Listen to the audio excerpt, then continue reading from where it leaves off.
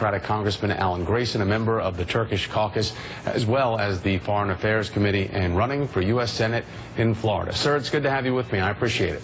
Thank you. All right, so let's first go to what the CIA director, John Brennan, had said yesterday, that a large-scale ISIS terror attack is likely inside the U.S., kind of similar to what we're witnessing in the intelligence and the rescue or research, the recovery operation in Ataturk. Should we anticipate and just expect that that's going to happen to us here in the U.S. someday? Well, the desire's there, they said so, and the means are potentially there. What we need to do is take reasonable precautions against it, like, for instance, what you were just discussing a few minutes ago, the idea of taking soft targets like airports and hardening them against potential attacks. So when it comes to soft targets, how do we juxtapose our own liberty with becoming almost a militarized country in thinking about the simplest of places that we go are really a likely target for terror? Well, what we should not do is engage in mass surveillance of innocent people. That does infringe on our liberties in ways that actually turn us into something less than full citizens. But what we can do is to take reasonable precautions like the Turks themselves did. It was only in the past couple of months after the Belgian attack that the Turks established a security perimeter around their airport and made sure as a result that these three attackers actually were attacking from outside rather than from inside. And that's a reasonable precaution that people can take.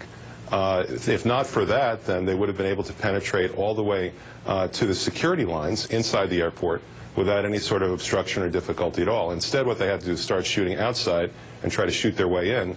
That probably saved hundreds of lives, just the simple fact there was an extra security perimeter at the front door. And when we think about, the death toll that has risen from those that have died because of their injuries sustained from that attack, and then we compare that to what happened just 2 weeks ago in your home state of Florida, in Orlando, and that's the largest U.S. Mass shooting in history, and thinking about those folks that went to a nightclub, and we know that there's the intersection here of a hate crime and a terrorist crime potential.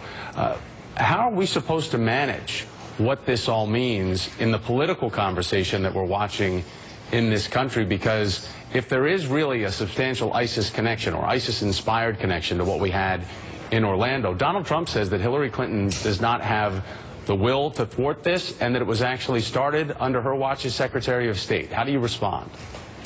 Well, there is an alarming, disturbing memo that's out there from ISIS that says to its followers, don't bother to buy any guns before you go to the United States. You can get all the guns you need when you're there. And let's remember that only a few months ago, anybody could walk into a Walmart and buy an assault weapon until Walmart instituted its own assault weapons ban, something that this country has badly needed for a long time. When we had one between 1994 and 2004, assault weapon mass murders dropped by 2/3. So we can take reasonable precautions and make sure that at least the terrorists don't come here looking for weapons and find them and then kill large numbers of people. It's far too easy to kill too many people too quickly. Florida Congressman Alan Grayson, sir, thanks for your time. I appreciate it.